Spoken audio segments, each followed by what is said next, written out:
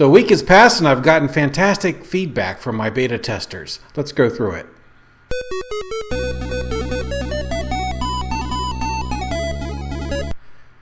To keep my beta testers anonymous, I'm going to just use their initials, SQ.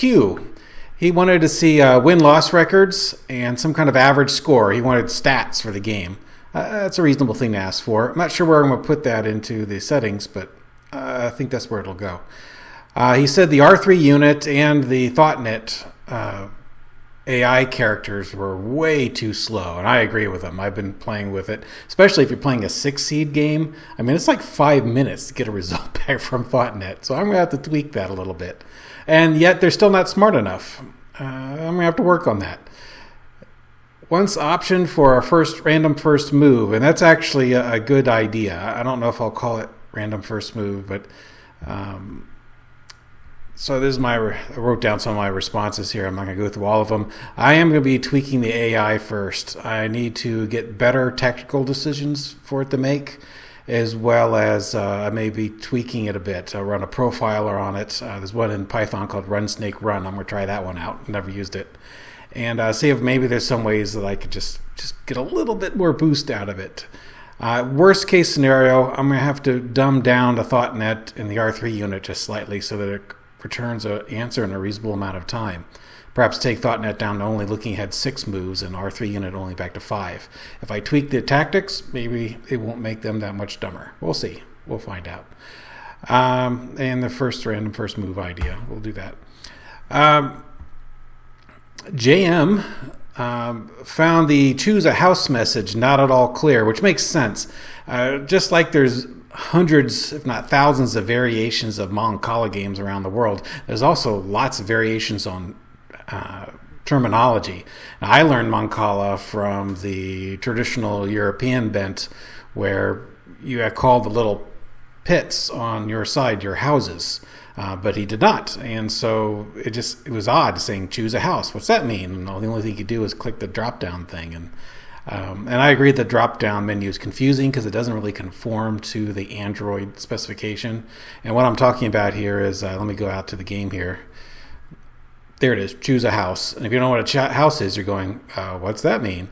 And it's not obvious what it is. I mean, it kind of sort of is, that it minimizes this and that wakes it up, but that's not really Android styling on there, or iOS styling for that matter. I think what I'm going to do is remove this option altogether. I'm going to make it so that this little button down here uses an arrow rather than an asterisk to determine whose turn it is. So it'll point at the AI when it's their turn. It'll point at you when it's your turn. And maybe it'll show an asterisk when it's setting up the board or something like that, or just leave it blank when it's setting up the board. But this will stop being a button. It'll just be down there all the time. And I'm going to make the removal of the message be part of setup.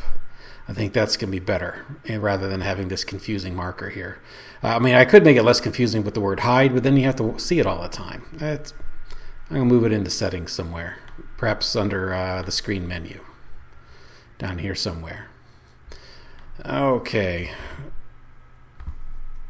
I just said all that. Oh, he did also notice that if you switch away from the app, when you switch back to the app on your phone or your mobile device, it reloads the app from the beginning. Now, it resumes the game, so you didn't lose anything, but you're going to have to wait like 5 seconds for the apps to start again. I've not found a way to fix that. And apparently, that's a Kiwi thing. If you're using Kiwi, that's one of the things you're going to have to live with. As far as I can tell, some parts of Kiwi are really well documented and some parts are not at all well documented. And so if you know out there of a way to fix that to where it remembers its state and just pauses when you swap away from it rather than having to restart from the beginning, let me know in the comments. But for right now, we're going to have to live with that. And for my last beta tester, TA, he did me a favor of actually videoing the running the program for the very first time, which is useful because it's really easy. You can tell by how people are moving their fingers around what they find to be intuitive or what's not intuitive. So thanks to TA for doing that. it looks like having a cancel button in the setup menus might be a nice thing to add back in. Before I had a done button, but I may add a cancel so that you don't have to press on one of the selections to get that menu to go away. And then the back button didn't work as expected. Right now I have the back button just escaping out of setup and into the main screen, which it makes a certain intuitive sense, but it's not an Android behavior. You expect the back button always to take you back to the previous screen you were in. So what I think I'm going to do is I'm going to have it memorize what screens you've been on. There's only 5 of them. And just kind of keep a list of the last 5 you're on so that when you hit back, it just goes back to the previous screen. I don't think it'll take too much work to do. And there we go.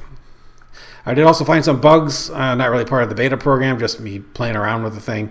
It's not resetting seeds properly when the end of game rule is to leave the seeds on the board. I gotta fix that. I have to play around with the buttons a little bit much. And there are certain circumstances when you lose your settings when you do an upgrade. I have to make sure that doesn't happen, because that'll be frustrating to customers that, oh, my app updated. Oh, and I'm starting from ground zero again. They won't like that. So I need to get that tested and fixed and tested under many circumstances. By the way, I do have a QA tester, quality assurance. His name is Avi, I'm not sure how to pronounce it. But at any rate, he's going to be working with this project, and thanks for helping out. Visual improvements, I'm not going to go through all of these, but I'm going to do some cleanups. And then the biggest thing is I'm going to add one more feature to the program. Now, I hate adding features, but I think this thing really needs a intro. And so what I'm thinking of doing is that when the app starts, let's bring up the app again. It starts here in this setup screen. I'm thinking about putting a gray overlay onto the screen so that most everything's grayed out except for one little spot. Like I'll start off with an introduction to who this is. That's the character.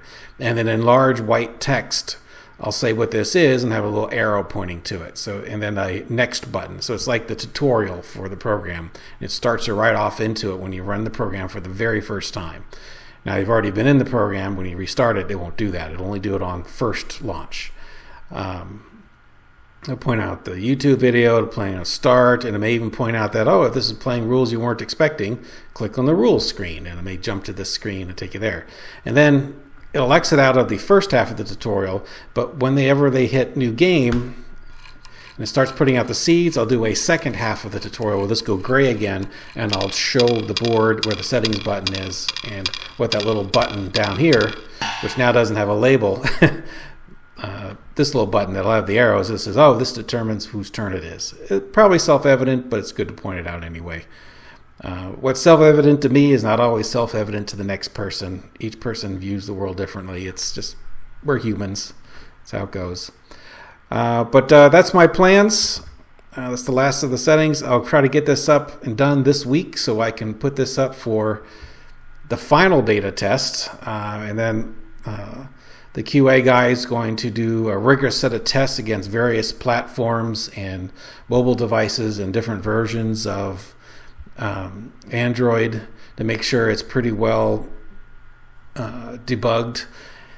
And then if he finds anything new, I may do some last minute bug fixes, but otherwise it'll go into production. So maybe next week I'll have this thing up in production and available for sale to the public. And then we start marketing.